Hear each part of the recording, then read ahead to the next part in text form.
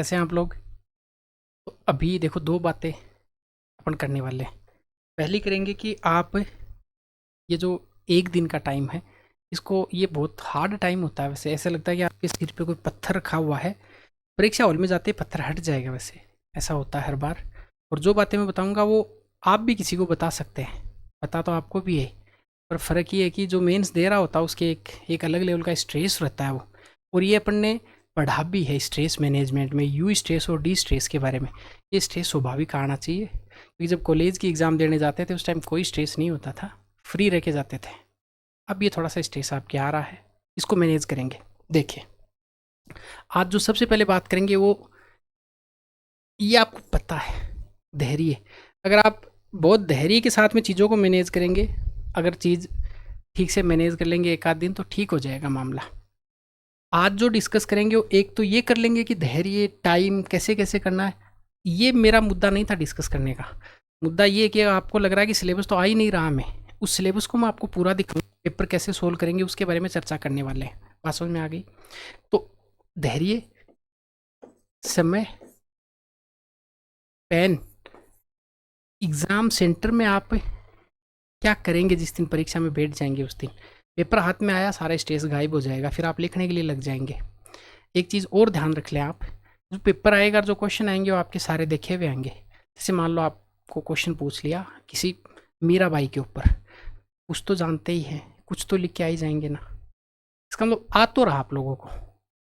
फ़र्क ये है कि लिखेंगे कैसे उसको, क्योंकि अगर ऐसा क्वेश्चन आ गया जो क्वेश्चन आपने देखा ही नहीं है कहीं, तो फिर एग्जाम में उसको चेक क्या करेगा?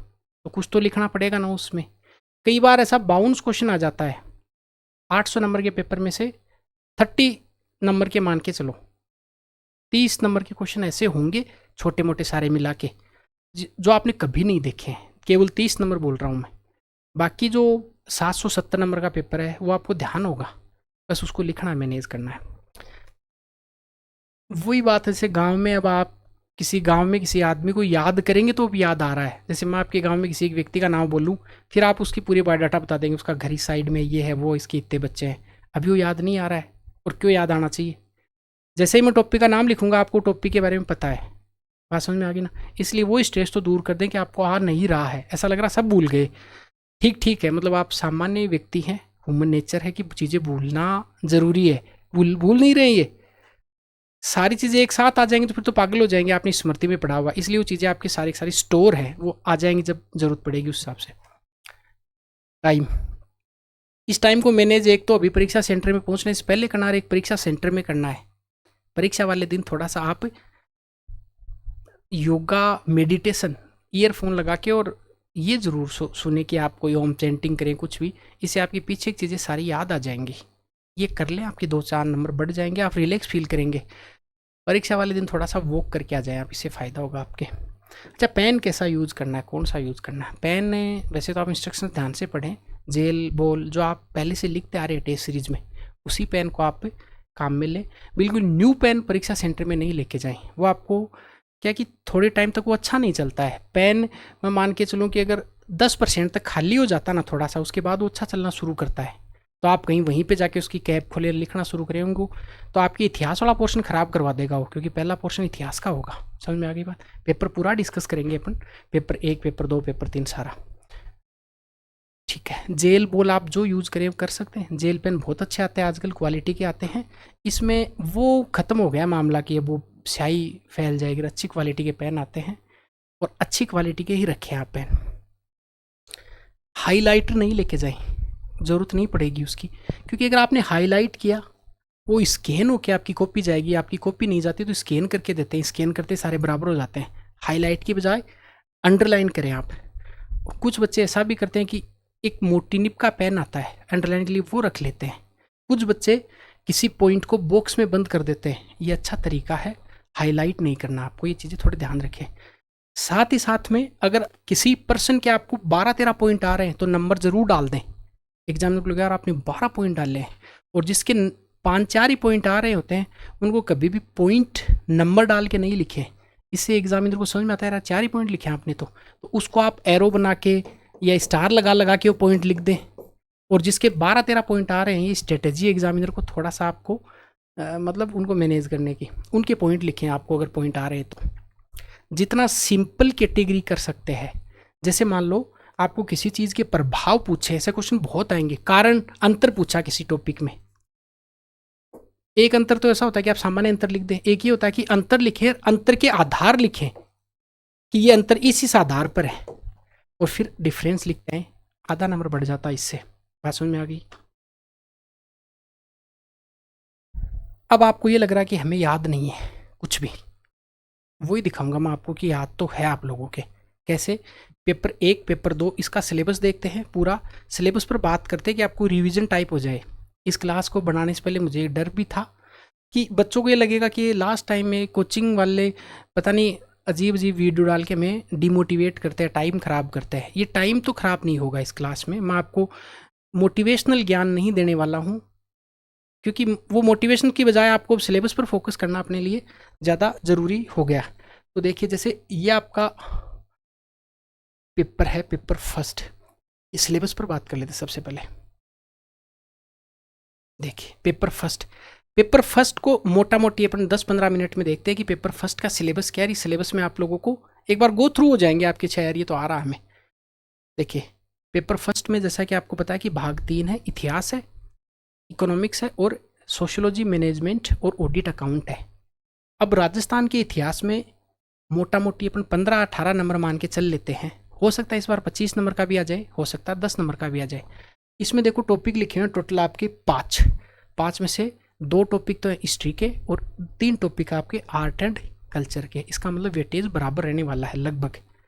इसमें लिखा हुआ प्राग ऐतिहासिक काल, मतलब ancient India, medieval India, modern India. Modern की इन्होंने अलग से कैटेगरी करी है यहाँ पे। इसका मतलब फर्स्ट यूनिट में आपको एंशियंट और मिडाइवल देखना है, और एंशियंट में केवल और केवल आपको जो सभ्यताएं हैं, कालीबंगा पूछेगा या आहड़ पूछेगा या गणेश्वर पूछेगा, बैराट पूछेगा। तो आप प्राचीन जो राजस्थान वाला है ये आपको आ रहा है, इसलिए मैं आपको रिवीजन करवा रहा हूँ। प्राचीन जो है, इस प्राचीन में केवल आप सभ्यताएं देखेंगे, ठीक है। सभ्यता का उत्तर अगर आपको लिखना तो उसकी लोकेशन लिख देंगे, कौन से काल से संबंधित, ऐसी कैटेगरी करके आनी है कि भाई इसका स्थल की जिले में है, पहला जिला लिखेंगे, उसके बाद में ये कौन से काल से संबंधित है, यहाँ पे कौन सी वस्तुएं मिली।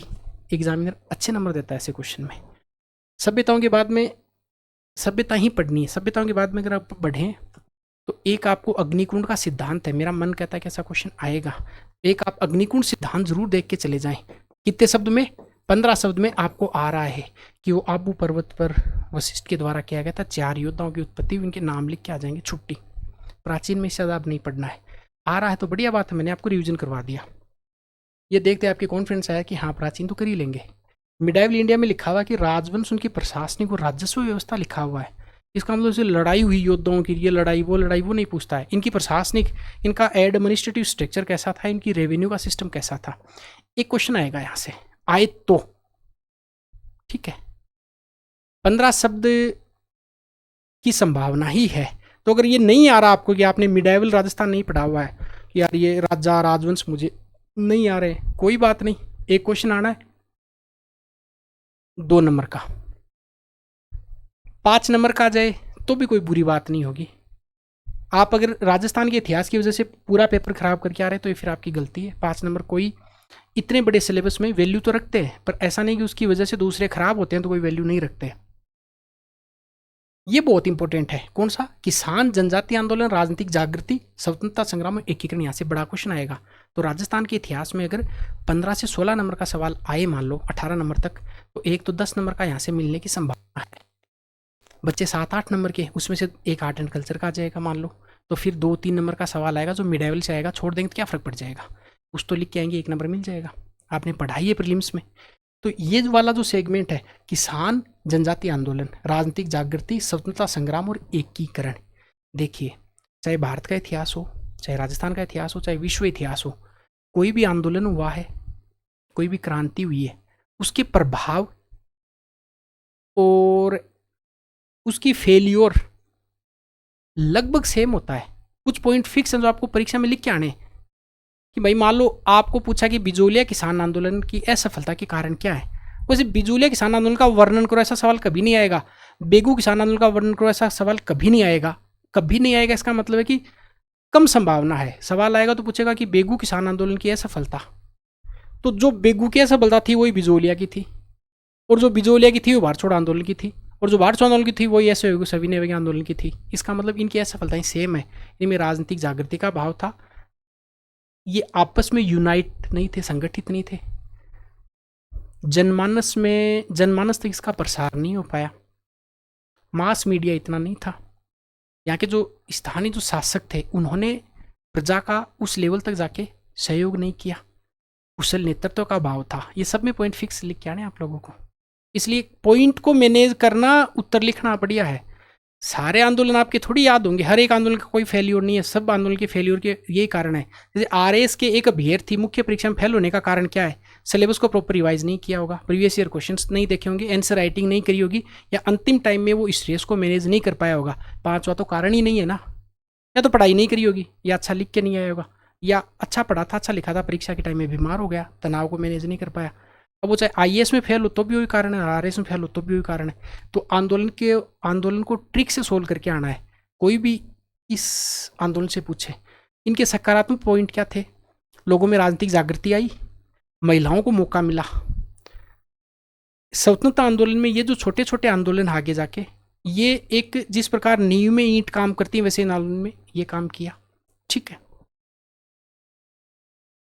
अब ये इतिहास वाला तो इतना ही है राजस्थान का, जो आपको आ रहा है प्री में पढ़ा, कुछ ना कुछ जरूर लिख के आना। लिख के आना मतलब फिर पॉइंट में अच्छी कैटेगरी करके लिख के आना। कम आ रहा है उसके बावजूद आपने अच्छा सा लिखा इसको।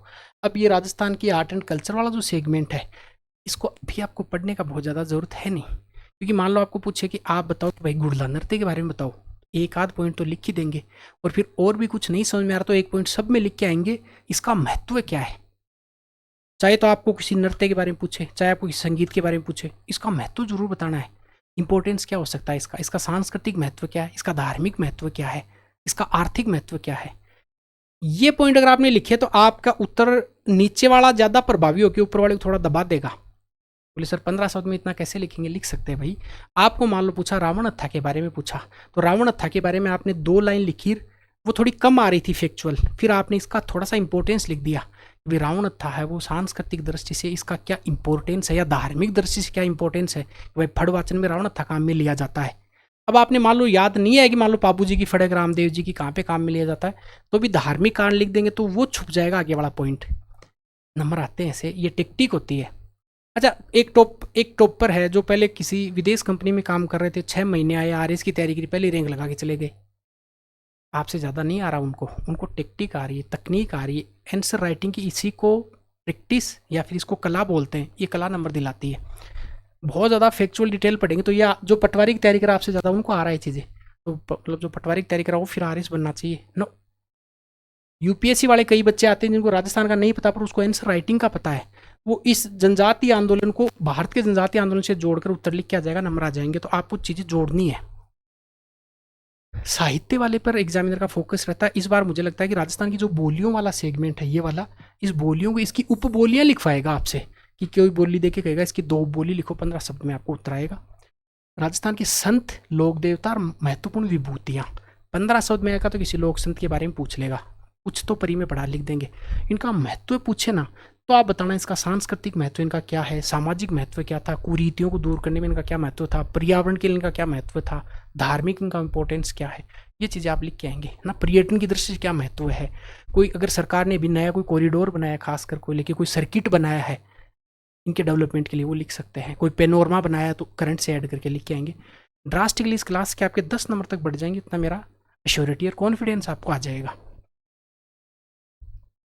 अब आते हैं भारत की तरफ, तो राजस्थान में एक बड़ा क्वेश्चन आएगा जो जनजातीय आंदोलन आदि से आए, तो आप उसको उत्तर को मैनेज करके आएंगे।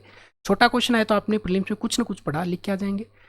जो राजस्थान की प्राचीन जो सभ्यता है उनके बारे में आए तो आप उनकी लोकेशन लिखेंगे, कहाँ पे स्थित है वो, कौन से काल से संबंधित है, और उसमें कौन कौन से कुछ एक आधी चीज़ अगर आपको याद आ रही कि ये मिली, वो वहाँ पे कुछ मिला, वो लिख के आ जाएंगे। भाई जूते हुए खेतों के अवशेष आपको पता है, कोई खेती करने के अवशेष है वो आपको पता, लिख देंगे। कोई कहीं बैल की मूर्ति मिली है वो आप लिख देंगे, नंबर आ जाएंगे। और एग्जामिनर को प्रभावित करने के लिए किसी सभ्यता पर अगर सवाल पूछा तो कसम खा लें कि उसको, जैसे मान लो आपको कोई सभ्यता के बारे में पूछा, मैप आपको नहीं बना रहा, ऐसा भी बना के अगर आप ये कोई जिला दर्शा देंगे, हनुमानगढ़ गंगानगर दर्शा देंगे। सोथी पूछा आपने, इधर बीकानेर दर्शा दिया, कुछ तो बढ़ेगा ना भाई नंबर यहाँ से। ऐसा करके एग्जामिनर को इम्प्रेस कर देंगे आप। भारत के इतिहास की तरफ बात करते हैं, फिर इनके पेपर भी दिखाऊंगा मैं कि उसको कैसे लिख सकते थे उत्तर को। अब ये भारत का इतिहास है। अब ये भारत के इतिहास में भी ठीक वैसा ही है। देखिए इसमें जो पहला टॉपिक है वो आर्ट एंड कल्चर से संबंधित है।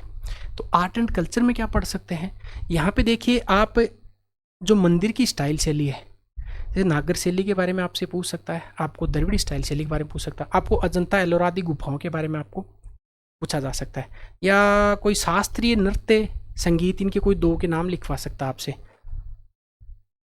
या फिर आपको इधर जो पढ़ना है वो पढ़ना है बौद्ध, जैन, सूफी और भक्ति आंदोलन, इसके अलावा नहीं पढ़ना है। जैसे ही मैंने नाम लिया आपको थोड़ा सांस आया होगा कि हाँ ये पढ़ रखा हमने। धार्मिक आंदोलन, धर्म दर्शन, ये उसमें आ गया। जैसे कोई आपको ये पूछ सकता है कि कोई नास्तिक दर्शनों के नाम लिखिए, अगर बात के 60 दर्शनों के नाम लिखिए। वेद त्रयी के बारे में आपको पूछ सकता है, वेदों को लेकर या उपनिषद को लेकर कुछ आपसे सवाल पूछा जा सकता है। लिख के जरूर आना है, पहला ही क्वेश्चन वो होगा। अब हर कुछ मत लिख के आ जाना पर उसमें, हालांकि आजकल क्वेश्चन अलग अलग एग्जामिनर चेक करता है, तो इस चीज़ से नहीं घबराना है कि मैं पहला अगर गलत लिख दूंगा तो फिर आगे वाले में नंबर कट जाएंगे। सब बेकार की बातें हैं, पूरी कॉपी जाएगी नहीं एग्जामिनर के पास में, आपके क्वेश्चन जाएंगे, तो कोई फर्क नहीं पड़ेगा कि पहला क्वेश्चन किसके पास गया तो दूसरा किसके पास गया। तो डोंट गेट बोदर्ड, लिख के आए धूमधाम से, नंबर आएंगे। Topic number 3, topic number 4 same है। ये पूछ रहा है कि आधुनिक भारत का इतिहास बताओ, और ये पूछ रहा है कि आधुनिक भारत के इतिहास में क्या था। तो पूरे आंदोलन ही चल रहे हैं, तो तीनों आंदोलन जो क्रांतिकारी आंदोलन है उसको अलग बांटना है, चरण 1, चरण 2, चरण 3। आपको काकोरी कांड के बारे में आपको ध्यान होना चाहिए भाई, है ना। लाहौर षड्यंत्र के बारे में हल्का सा आइडिया फैक्ट के रूप में उसकी डेट लिख के आ जाए। इन आंदोलन का इंपॉर्टेंस क्या था सबका सेम है। फिर गांधी जी के आंदोलन पे मुझे लगता है इस बार क्वेश्चन आएगा भाई, सभी ने ऐसे हो गया। भारत छोड़ो आंदोलन के बारे में आप जरूर पढ़ के जाएं, इनका महत्व सेम है। जैसे ही आंदोलन के बारे में पूछे उसको अलग अलग करेंगे, उसका इम्पैक्ट क्या पड़ा, प्रभाव को भी बांटेंगे, सामाजिक प्रभाव क्या पड़ा, राजनीतिक प्रभाव क्या पड़ा, अंग्रेजों पर इस पर क्या प्रभाव पड़ा, इसकी ये कैसे सफल हुआ, इंपॉर्टेंस महत्व क्या था, तो महत्व अलग अलग क्या आएंगे। महिलाओं को नहीं छोड़ना, इसमें महिलाओं को अच्छे से लेना है। देसी मतलब ये जो दलित हैं, किसान हैं, या फिर जो पिछड़े लोग हैं, ये मुख्य धारा में है, ये लिख के आना। फेल्योर के कारण क्या है, वो सेम कारण है भाई, अंग्रेजों की दमनकारी नीतियां थी, पहली बात ये होगी। जन जागृति का इतना भाव था, टेलीकम्युनिकेशन या फिर आप मीन ऑफ ट्रांसपोर्टेशन के साधन कम थे, तो लोग आंदोलन करने, आज तो अगर जयपुर आंदोलन तो आप 2 घंटे में जयपुर पहुंच जाओगे, ऐसा नहीं है भाई, पहले इतना सिस्टम नहीं था।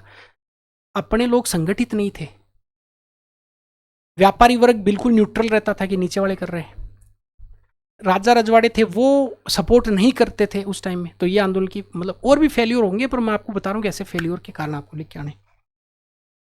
मोस्ट इंपोर्टेंट है 1920 ईस्वी में सामाजिक धार्मिक सुधार आंदोलन, इसमें राजा राम मोहन राय, दयानंद सरस्वती और स्वामी विवेकानंद है।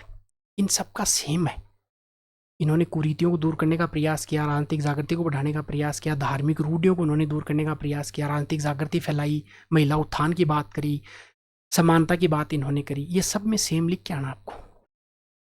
अब आप कहोगे सब में सेम लिख दे, नंबर कैसे आएंगे? अरे सवाल तो एक ही तो आएगा, या तो राजा राम मोहन राय पूछेगा, या दयानंद सरस्वती पूछेगा, विवेकानंद पूछेगा। तीनों तो पूछेगा नहीं कि वो एग्जामिनर पढ़ लेगा कि ये भी यहाँ लिखा, ये भी यहाँ लिखा, ये भी यहाँ लिखा। और फिर मजे की बात है कि कॉपी भी अलग अलग पर्सन अलग अलग पास में जा रहा है। तो मान लो राजा राम मोहन राय का भी क्वेश्चन आ गया, दयानंद सरस्वती का भी आ गया, और पॉइंट लगभग सेम लिख दे तो भी नंबर आ सकते हैं, क्योंकि दयानंद सरस्वती कोई और चेक कर रहा है, विवेकानंद कोई और चेक कर रहा है। समझ लेना इस टेक्निक को आप, नंबर आएंगे इससे। ये टॉपिक पॉलिटी वाला टॉपिक है, इसमें राज्यों का भाषाई आधार पर पुनर्गठन, देशी रियासतों का विलय। इसमें तो छोटा क्वेश्चन कोई ऐसा पूछे आपको, धरा आयोग के बारे में पूछ सकता है, राज्य पुनर्गठन आयोग के बारे में पूछ सकता है। बड़ा पूछे तो ऐसे पूछेगा कि भाषाई आधार पर राज्य, या फिर वर्तमान में जो छोटे छोटे राज्य डिमांड कर रहे हैं लैंग्वेज के बेस पर, इसके फायदे क्या होंगे, नुकसान क्या होंगे। तो सबसे पहले भाषाई आधार पर डिमांड एक आध का उदाहरण दे देंगे, जैसे मिथिलांचल की डिमांड कर रहे हैं, ठीक है, इधर अपने मध्य प्रदेश की डिमांड करें तो एक दो तो वो उदाहरण लिखेंगे। फिर लिखेंगे इसके सकारात्मक पक्ष क्या है। और हमेशा परीक्षा में सिविल सर्विसेज में सही और गलत कुछ नहीं होता है, वो सही भी होता है और वो गलत भी होता है, ताकत आपकी उसको प्रूव करने की। इसके फायदे क्या है और नुकसान क्या है, दोनों आप लिख के आएंगे। समझ में आ गई? फिर उत्तर को नीचे कंक्लूड करेंगे। एग्जामिनर को पार्ट दिखनी चाहिए, भले लाइन छोड़ दें, एक प्रभाव लिखा और फिर नीचे लाइन छोड़ के अगली लाइन शुरू कर दे, पर एग्जामिनर को सहूलियत देनी है, आपको घोच पोच नहीं करना है। इसका भुगतभोगी मैं हूँ, मैंने मेरी कॉपी शेयर कर रखी है, मुझे नंबर कम मिले इस वजह से। मैंने डिटेल बहुत लिखी, पर मैंने क्या किया, उसको लाइन नहीं छोड़ी, मैं नीचे लाइन में जा जाके भी नीचे लिख के आया। बच्चे पूछते हैं कि अगर लाइन से बाहर लिख देंगे तो, अब वो आपकी किस्मत पर है, नंबर आ भी जाए नंबर काट भी ले। बात समझ में? कुछ क्वेश्चन में इस बार ऐसा लिखा होता है कि नीड मोर एक्सप्लेन, कि और एक्सप्लेन करने की जरूरत है। कुछ में लिख दिया कि एक्सेसिव लिखा, काट दिया उसको, तो वो पर्सन टू पर्सन वेरी करता है। बात समझ में? आपसे कोई, दुनिया में बहुत सारे लोग हैं, 50 लोग आपको प्यार करते हैं, 2 लोग आपको देखना पसंद नहीं करते हैं। अब वो पर्सन टू पर्सन वेरी कर गया ना, आप आदमी तो आप ही हैं। इसलिए हो सकता है एग्जामिनर के उस दिन घर पे कोई बढ़िया कोई प्रोग्राम हो और एग्जामिनर बढ़िया मूड में आए, कॉपी चेक करी, एक्स्ट्रा नंबर दे दिए, हो सकता है मैडम से लड़ाई हो क्या आए, नंबर कम दे दे। ये होता है, ऐसा होता है, लिटरली ऐसा होता है। अब इसको माने, ये शुद्ध तुक्का है मेंस में। आप अपना पूरा देख के आ जाए, तुक्का, रियली तुक्का है, इस बात को मैं प्रूव कर सकता हूँ। तुक्का नहीं है तो फिर आज आप जो लोग 5,000 10,000 लोग क्लास देख रहे हैं, आप कोई खड़ा होकर नीचे कमेंट कर दे सर मेरा इस बार पक्का सिलेक्शन होगा, और अपने रोल नंबर शेयर कर दो, तब तो मैं मान जाऊँ कि इसका पक्का सिलेक्शन होगा। सब तुक्का है। फर्स्ट रैंक भी इस टाइम में घबरा के रो रहा होगा, रिजल्ट आने से पहले भी रो रहा होगा, फिर क्या बोलना पड़ता है यूट्यूब पे आके कि मैं आश्वस्त था मेरे सिलेक्शन को लेकर। सब बेकार की बातें हैं। विश्व इतिहास, पुनर्जागरण के कारण क्या है, पुनर्जागरण के प्रभाव क्या क्या पड़े, और पुनर्जागरण इटली से क्यों शुरू हुआ, ये 3 सवाल। धर्म सुधार आंदोलन क्या है, धर्म सुधार आंदोलन और प्रति धर्म सुधार आंदोलन के बारे में लिख देंगे। बड़ा पर्सन ही आएगा, छोटा आएगा तो ऐसा आएगा कि वो बड़ा ट्रिकी टाइप का होगा, वो उसी का आएगा जो इतिहास जिन्होंने लंबे टाइम तक पढ़ा हुआ है। छोड़ने वाला पर्सन है, कोई आपको जिंदगी में बदलाव नहीं ला देगा। वो एक किसी को नहीं आ रहा तो क्या प्रभाव पड़ा इसका, कुछ ना कुछ लिख के आ जाना जोड़ तोड़ के, ठीक है। बड़ा आए तो फिर बड़े को मैनेज करना पॉइंट्स की फॉर्मेट में। अमेरिकी स्वतंत्रता संग्राम, फ्रांस की क्रांति और औद्योगिक क्रांति, इससे एक सवाल आ सकता है बड़ा, पक्का। क्रांति को डिवाइड कर देना, फिर कारण अगर पूछे तो उन कारणों को आपको डिवाइड करके आना, जितना लो लेवल पे डिवाइड करेंगे उतना फायदा हो जाएगा। एशिया और अफ्रीका में साम्राज्यवाद क्या और उपनिवेशवाद क्या, इसके प्रभाव क्या थे। अंतिम टॉपिक है विश्व युद्धों का प्रभाव, यह सवाल आ सकता है। तो विश्व युद्धों के प्रभाव पूछे तो आपको डायरेक्ट ऐसे लिखना कि भारत पर क्या प्रभाव पड़ा, कारण वार नहीं देखने विश्व युद्धों के, यहाँ पे प्रभाव लिखे हुए हैं। भारत पर क्या प्रभाव पड़ा, विश्व पर क्या प्रभाव पड़ा, सकारात्मक प्रभाव क्या पड़े, नकारात्मक प्रभाव क्या पड़े, सकारात्मक प्रभाव कौन कौन से पड़े, नकारात्मक प्रभाव कौन कौन से पड़े। उत्तर पूरा हो गया। तो ये गेम है केवल और केवल आंसर राइटिंग का, ठीक है। और जो बच्चे लगभग मेरे हिसाब से 500 550 बच्चे मेंस के कोर्स में और टेस्ट सीरीज को मिलाए तो 800 के आसपास बच्चे यहाँ से मेंस दे रहे हैं। मुझे पूरी उम्मीद है कि वो बहुत बेस्ट करेंगे। ऐसा नहीं कि बाकी लोग नहीं करेंगे, उन्होंने और बढ़िया मेहनत करी होगी। मैंने हर क्लास में इस चीज़ को ऐसे बताया कि आपको ऐसे लिखना, तो एक अलग डायमेंशंस खुलेंगे आप लोगों के। अब बात करते हैं सेगमेंट नंबर 2 पे, अर्थव्यवस्था वाले पर। ये आप लोगों को तनाव दे सकता है, पर ये होता बहुत आसान है, केवल मैनेज करना इसको। भारतीय कृषि में वृद्धि उत्पादकता की प्रवृत्तियां, अब ये ट्रेंड पूछ रहा है।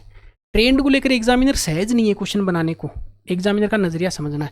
खाद्य प्रसंस्करण क्षेत्र और खाद्य प्रबंधन, कृषि के सुधार और चुनौतियां, सारे कृषि के सुधार और चुनौतियां सेम है। किसी के बारे में पूछे तो आपको चुनौतियां क्या है और सुधार क्या क्या कर सकते हैं। सुधार किस लेवल पर कर सकते हैं, बीज में क्या सुधार करेंगे, यंत्रों में क्या सुधार करेंगे, प्रबंधन में क्या सुधार करेंगे, फूड चेन सप्लाई में क्या सुधार करेंगे, कोल्ड स्टोरेज में आप क्या सुधार करेंगे, ठीक है। प्री हार्वेस्टिंग क्या है, पोस्ट हार्वेस्टिंग क्या है, बहुत अच्छे से इसको कैटेगराइज कर देना आप। बीज से दिमाग को खोलना कि एग्रीकल्चर में बारिश आने से लेकर और आपका प्रोडक्ट मंडी तक पहुंचने तक क्या क्या चीज़ें आती हैं। सबसे पहले बरसात ही आ गई तो सिंचाई कर दिया, फिर सोइल में हर कुछ ही डाल देते हैं तो सोइल का प्रॉपर टेस्टिंग होना चाहिए। बीज अपने पुराने डाल देते हैं तो बीजों के लिए मिनी किट योजना, जो अभी बीज यंत्र अपने पास में अच्छे नहीं है, गाड़ी वाड़ी लेके आते हैं तो वो पता नहीं पुराने ट्रैक्टर वगैरह ठीक नहीं है, बो दिया तो फिर आवारा पशु ओलावृष्टि पालावृष्टि उसको खत्म कर देते हैं। निकाल लिया तो फिर स्टोर कहाँ पे करें, मंडी में जाएंगे तो बिचौली खा जाएंगे, स्टोर करें तो कोल्ड स्टोरेज नहीं है, मार्केटिंग अच्छा नहीं है, अपना फूड प्रोसेसिंग नहीं है। अपन ने गेहूँ दे के आए व्यापारी को, व्यापारी ने उसको पीसा, आटा बनाया, पैक किया, वो दुगुने रुपए ले रहा, वो अपने पास में सिस्टम नहीं है। ये कृषि की चुनौतियां, चुनौतियों के साथ में हर चुनौती के आगे उसका सुधार जरूर लिखना है, उसके प्रयास क्या क्या वो जरूर लिख के आना। एग्जामिनर आपसे एक्सपेक्ट कर रहा है कि you are just going to be an RS officer, then you have not identify only problems but you have to give some solutions also. यह आपके उत्तर को प्रभावी बना देगा। यहां से सवाल आएगा, फूड प्रोसेसिंग इंडस्ट्री, खाद्य प्रसंग क्षेत्र है क्या, इसकी चुनौतियां क्या क्या है, इसका महत्व क्या है, सरकार ने कौन कौन से प्रयास किए, एक पेज में तैयार हो जाना चाहिए, अलग अलग डिवाइड करके आना। खाद्य प्रसंग क्षेत्र की परिभाषा, चुनौतियां, महत्व है, सरकारी प्रयास, ये अच्छा टॉपिक है। कृषिगत सुधार चुनौती मैंने बता दिया, सब में ये लिख के आना है। अब आपको अगर किसी भी और अगर ऐसा कोई आ गया कि खाद्य प्रसंस्करण की क्या चुनौतियां, तो उस लाइन पे उत्तर को लिख के आ जाना। उद्योग है, उद्योग की नीतियों पर सवाल, लेटेस्ट नीति पढ़ के जानी है, वो पहले वाली नीति नहीं पढ़ के जानी है, लेटेस्ट नीति, उसके भी 3-4 पॉइंट, वित्त को लेकर क्या प्रावधान किए गए, एक्विजिशन को लेकर क्या प्रावधान किए गए, कोई FDI को लेकर कोई प्रावधान है तो वो आप प्रावधान याद रख लेंगे, श्रम कानूनों में कोई बदलाव किए तो वो आप याद रख लेंगे, ये आप याद रखेंगे, इतना याद करना है। वित्त, औद्योगिक वित्त, इंडस्ट्रियल जो फाइनेंस है उसके सोर्स क्या क्या है आपको याद रख लेना थोड़ा सा। उदारीकरण, वैश्वीकरण, निजीकरण और आर्थिक सुधार। अब उदारीकरण के और वैश्वीकरण, निजीकरण के सकारात्मक नकारात्मक प्रभाव याद करना है बस। अवसंरचना ये छोड़ दो, टॉपिक ही बन ही नहीं सकता ऐसे सवाल। स्फीति, कीमत, मांग और पूर्ति प्रबंधन, यह सप्लाई मैनेजमेंट कैसे होता है, शुरू से लेकर अंत तक का मैनेजमेंट जो मैंने आपको बताया, इसको कैसे मैनेज करेंगे। मोस्ट इंपोर्टेंट टॉपिक है केंद्र राज्य वित्तीय संबंध, ये पॉलिटी में अपने किया डिस्कस। नवीनतम वित्त आयोग, लेटेस्ट जो 15वां वित्त आयोग है उसकी 6-7 सिफारिशें हैं, वो रट्टा मार लेना है। और एक NK सिंह जो समिति पैनल बना है वो याद रख लेना। राजकोष से उत्तरदायित्व बजट प्रबंधन अधिनियम, इसकी 7 विशेषताएं, 7 तो आपको 5 तो याद होनी चाहिए, घाटे को कितना कम करेंगे, सारी सारी है। और भारत में राजकोषीय सुधार कौन कौन से किए गए हैं, इन सुधारों की आपके पास एक छोटी सी लिस्ट होनी चाहिए। 4-5 सुधार मेरे याद है, मैं 10 नंबर का सवाल लिख दूंगा, बड़ा बड़ा 10 नंबर का ही आएगा, 100 शब्दों ज़्यादा सवाल ही नहीं आ सकता। और अगर 5 पॉइंट याद है तो उससे अपन 7-8 पॉइंट कर लेंगे उसको कैटेगरी करके। मैं ये इसलिए बता रहा हूँ कि आपको कॉन्फिडेंस आ रहा होगा कि यार आ तो रहा, इसलिए। राजकोषीय नीति पूछ रहा, टैक्स के रिफॉर्म सवाल आ सकता है भैया, तो GST के बारे में आप देख सकते हैं, या फिर पूछेगा कि भारत में कर सुधार को लेकर कौन कौन सी समितियां बड़ी, किसी 2 समितियों के नाम लिखें, then you have to prepare, आपको याद रखना पड़ेगा। DBT और अन्य मुद्दे, तो डायरेक्ट बेनिफिट ट्रांसफर है क्या, इसकी चुनौतियां क्या क्या आ रही है, तकनीकी चुनौतियां क्या आ रही है, जागरूकता की चुनौतियां कौन कौन सी आ रही है, सरकार की नीतिगत स्तर पर कौन सी चुनौती आ रही है, प्रशासनिक स्तर पर कौन सी चुनौती आ रही है, ये याद रखेंगे। राजस्व और व्यय की प्रवृत्तियां, राजस्व और व्यय प्रवृत्तियों में कुछ मुझे ऐसा लगता है कि घाटे पूछ सकता है आपको, 3-4 घाटे भाई, राजकोषीय घाटा, राजस्व घाटा, बजटीय घाटा, प्रभावी राजस्व घाटा और प्राथमिक घाटा, इनका कोई फॉर्मूला लिखवा सकता है 15 शब्द में, यहाँ से बड़ा सवाल नहीं आएगा। ठीक है, मैं इसलिए बता रहा हूँ कि मैंने सिलेबस कम से कम 100 बार देखा है, पढ़ाया, पढ़ लिया, इसलिए मुझे ऐसा हल्का सा समझ में आ रहा है कि यहाँ से बड़ा सवाल बनने की गुंजाइश कम है। एग्जामिनर ने कसम ही खाली इससे दे देंगे तो दे देंगे, पर संभावना कम है। आर्थिक गतिविधियों में सरकार की भूमिका, कोई सवाल बनने की संभावना नहीं है। निजी सार्वजनिक मेरिट वस्तुएं, इन पर छोटा सवाल 15 शब्द में, इसकी परिभाषा पढ़ के जाना, आगे बढ़ जाओ, इस टॉपिक को छोड़ दो। विश्व बैंक और अंतर्राष्ट्रीय मुद्रा कोष और विश्व व्यापार संगठन, यहां से इस बार सवाल आएगा। या तो से पूछ सकता है कि विश्व जो बैंक है, इसके जो 5 बैंक है, इस विश्व बैंक असल में कोई बैंक नहीं होगी, 5 ग्रुप्स ऑफ बैंक है, उन 5 के नाम आपको याद होने चाहिए। वो मिगा पर 15 शब्द में पूछ सकता है, वो ICDSI पर आपको 15 शब्द में पूछ सकता है। और बड़ा आएगा तो विश्व बैंक समूह की बैंकों का वर्णन करें, तो number 1, number 2, number 3, number 4, number 5 bank का वर्णन करके आना है। दूसरा सवाल, विश्व बैंक और IMF में अंतर बताओ, तो अंतर आपको करके आना है। सदस्य संख्या के आधार पर बता सकते हैं, शर्तों के आधार पर बता सकते हैं, लोन के आधार पर अंतर बता सकते हैं, अध्यक्ष के आधार पर अंतर बता सकते हैं। अंतर के डिफरेंस आपको अलग से लिख के आने। WTO सब्सिडी का मुद्दा यहाँ पे पूछा जा सकता है कि ग्रीन बॉक्स क्या है, अंबर बॉक्स क्या है, सब्सिडी के जो बॉक्स हैं वो आपको आ रहे हैं, मुझे पता है, इसलिए मैं इस पर ज़्यादा जोर नहीं दे रहा हूँ, आपको पता है।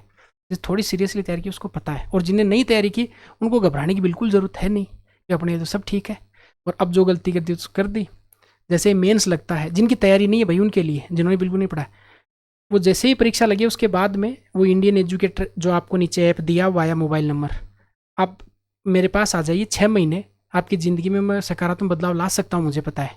ये सिलेबस आपको पूरा याद करवा के भेजूंगा मैं, ठीक है। और जो रैंक सुधारना चाहेंगे, सिलेक्शन तो आपका होगा, तब भी आप मेरे से कुछ चीज़ें लेंगे एडवाइस, बहुत अच्छा सा मैं आपको बताऊंगा। सतत विकास, सस्टेनेबल डेवलपमेंट और जलवायु परिवर्तन। भाई जलवायु परिवर्तन को लेकर आपको कुछ कन्वेंशंस याद रखने, क्या पता करंट का क्वेश्चन पूछ ले यहाँ से 15 शब्द में, एक सवाल आएगा 15 शब्द में, कोई लेटेस्ट जो जलवायु समिट हुई उसके बारे में आपको पूछ सकता है। और जलवायु परिवर्तन के बारे में कोई अगर बड़ा सवाल आए तो आपको स्टॉकहोम, रियो डी जेनेरियो कहीं ना कहीं फंसा के जरूर आना, यूएनसीसीडी, यूएनएफसीसीसी इनके बारे में। जलवायु परिवर्तन को लेकर वैश्विक स्तर पर किए गए प्रयासों की चर्चा करें, ऐसा सवाल आ गया तो फिर 1972 से शुरू करो और 1992 और 92 की फिर अलग अलग कैटेगरी कर दें। इतना आसान नहीं है भाई, इसमें मुझे 1.5 महीना लगा था पूरा पढ़ाने में, पर अब मैंने आपको जल्दी में बता दिया है, कॉन्फिडेंस आया होगा थोड़ा बहुत। अब बढ़ते आगे। राजस्थान की अर्थव्यवस्था पे कुछ खास करने की जरूरत नहीं, एक सलाह मान के आधे घंटे में कृषि उद्योग सेवा लिख लें, इन तीनों को फटाफट, मोटी मोटी योजना। अब कोई अटल भुजल योजना पूछ रही नहीं आ रहा तो 15 शब्द आप में कोई ज्यादा प्रभावित नहीं करेंगे, पर बड़ा सवाल नहीं छूट जाए, बड़ा गलत नहीं हो जाए, बड़े से ही रैंक आएगी, बड़े से ही सिलेक्शन होगा, याद रखें इस बात को। तो 3 टॉपिक कौन कौन से, कृषि उद्योग और सेवा, 30-20 से एक पेज है, 20 मिनट में पढ़ के जाने, केवल मोटा मोटी पढ़ के जाएंगे तो याद रह जाएगा। समाजशास्त्र सबसे छोटा टॉपिक है, सबसे आसान है, करके आएंगे, नंबर भी आते हैं, हर बार आसान आता है। बिहेवियर और समाजशास्त्र धोखा कभी नहीं देता है, भर के नंबर आएंगे। भारत में समाजशास्त्री विचारों का विकास, इसमें राधा कमल मुखर्जी के बारे में, एम एन श्रीनिवासन के बारे में, घूरिया जी के बारे में, ए आर देसाई जी के बारे में, इनके बारे में पढ़ के जाना आप लोगों को बस। कितने शब्द, 15 शब्द केवल, इससे ज़्यादा सवाल नहीं आ सकता। हाँ, जीएस घूरिया जो जाति की 6 विशेषता बताइए, जो अपनी ट्रिक से याद करी हुई है, मैंने इसका रिवीजन भी करवाया हुआ, तो 6 की 6 विशेषता आपको आ रही होंगी, 4-5 भी आ रही तो ठीक है। यहाँ पे देखो, जाति की भूमिका, प्रकृति, उद्भव, प्रकार, चुनौतियां। तो जाति क्या है, जाति की विशेषता क्या है, जाति की विशेषता वही लिखे आएंगे जो जीएस घूरिया ने बताई, अगर पूछ ले तो। चुनौतियां कौन कौन सी आ रही हैं, जाति व्यवस्था में बदलाव आ रहे हैं, वो जातियां नहीं जो पहले रहा करती थी। पहले तो यूँ मान लो कि राजपूत के सामने कोई एसटी का आदमी आ जाए, मजाक समझते हो, वो बात नहीं रही है भाई, संविधान लागू हो गया है, इसलिए जाति व्यवस्था में बदलाव आ गए भाई, अंतर्जातीय विवाह होने लग गए हैं, तकनीक डेवलपमेंट हो गया है, प्रेम विवाह आजकल बहुत ज़्यादा बढ़ गए हैं, खाप पंचायतों का आजकल वो महत्व नहीं रहा है। तो ये जाति व्यवस्था अब ताकतवर नहीं रही, टूट गई जाति व्यवस्था का स्ट्रक्चर। जाति एक बंद व्यवस्था है, बताओ बंद व्यवस्था है कि इसमें हर चीज़ों पर प्रतिबंध होता है, वो केवल क्लोज सिस्टम है। और वर्ग खुली व्यवस्था है, वर्ग के कई आधार होते हैं, आर्थिक आधार हो सकता है, नौकरी पेशा आधार हो सकता है, कई आधार हो सकते हैं। जाति व्यवस्था में परिवर्तन के कौन कौन से कारक हैं, तो सारे वर्तमान में बाजारीकरण की व्यवस्था आ गई है, तकनीकी डेवलपमेंट हो गया है, सारी चीज़ें। ये परिवर्तन, संस्कृतिकरण अच्छे से पढ़ के जाना है। ये पश्चिमीकरण, लौकिकरण, भूमंडलीकरण, इस पर लेकर अगर 15 शब्द में कोई सवाल पूछे तो आप कर देंगे, पर पश्चिमिक संस्कृतिकरण को अच्छे से पढ़ के जाएंगे। एम एन श्रीनिवासन का कॉन्सेप्ट है, संस्कृतिकरण क्या होता है, विसंस्कृतिकरण क्या होता है, असंस्कृतिकरण क्या होता है, पुनः संस्कृतिकरण क्या होता है, चारों चीज़ें आपको आ रही। इसके बारे में बात नहीं करूँगा, दहेज तलाक ये सब आप आएगा तो करके आ ही जाएंगे। ये जो भील मीणा ग्रास इनकी समस्या वो कल्याण लिखा हुआ है, अब वो ऐसे नहीं कि कु क्या होता है भीलों का घर, वो यहाँ पूछने की संभावना है नहीं। देखो नियम के अनुसार तो यहाँ की समस्या और कल्याण पूछ रहा है, इन जातियों में सब में सेम समस्या है भाई, इनमें लिंगानुपात की समस्या मत लिख के आ जाना आप कहीं, इनका लिंगानुपात अपने से ज़्यादा है, तो कहीं वो आप समस्या लिखो तो एग्जामिनर आपको पकड़ लेगा। तो इनकी क्या क्या प्रॉब्लम हो सकती है भाई, इनमें शिक्षा का स्तर कम है, इनमें स्वास्थ्य की ज़्यादा चीज़ें, इनमें कुप्रथाएं बहुत पाई जाती हैं, नशे के आदि बहुत ज़्यादा हो गए, अर्थव्यवस्था बहुत लिमिटेड है, इनकी कई चीज़ों पर निर्भर करती है। ठीक है, इसके अलावा कुछ और पॉइंट अगर आपको आ रहे हैं तो 4-5 पॉइंट नहीं लिख के आने, फिर इनके समाधान लिख के आने। समाधान इंपॉर्टेंट है कि सरकार ने संविधान में क्या प्रावधान है, कौन कौन सी योजनाएं चल रही हो, आपको यहाँ पे लिख के आना है। मैनेजमेंट बहुत बड़ा टॉपिक है। मैनेजमेंट में देखो नीचे से देखते हैं, अत्यावश्यक सेवाओं का प्रबंधन, शिक्षा, हेल्थ केयर, वेलनेस प्रबंधन, पर्यटन, आतिथ्य प्रबंधन, कुछ भी आए 15 शब्द में कुछ भी लिख के आना, किसी को ऑथेंटिक उत्तर नहीं पता इसका। ठीक, उद्भवन, स्टार्टअप की क्या विशेषता है, यूनिकॉर्न वो कब बन जाता है, उद्यम पूंजी किसे कहते हैं, एंजल निवेशक कौन होते हैं, 15 शब्द बस।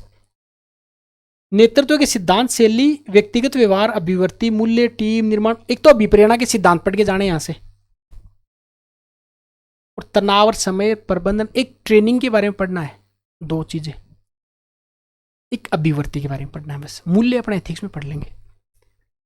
यहाँ पे FDI FI के बारे में आपको पता है। अल्पकालीन और दीर्घकालीन पूंजी के स्रोत पूछे तो दो स्रोत पूछेगा 1500 में, कर देंगे कुछ ना कुछ।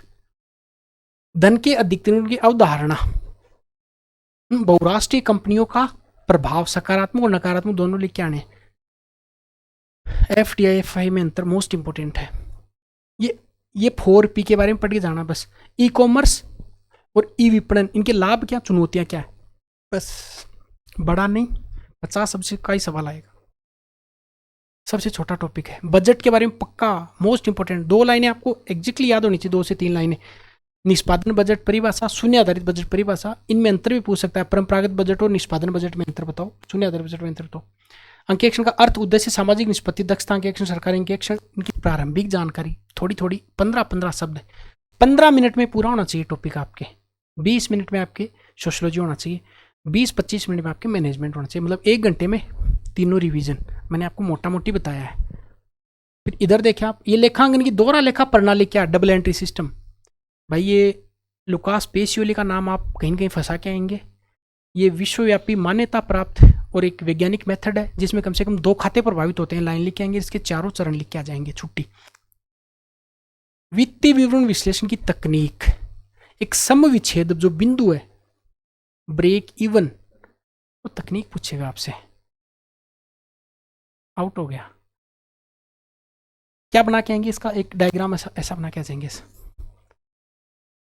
ये पॉइंट ऐसा, जिन्होंने पढ़ा वो तो समझ ही रहे, नहीं पढ़ा उन्होंने सोचा कि भाला बना दिया है, इस भाले को अगली बार सोल्व करेंगे फिर। ठीक,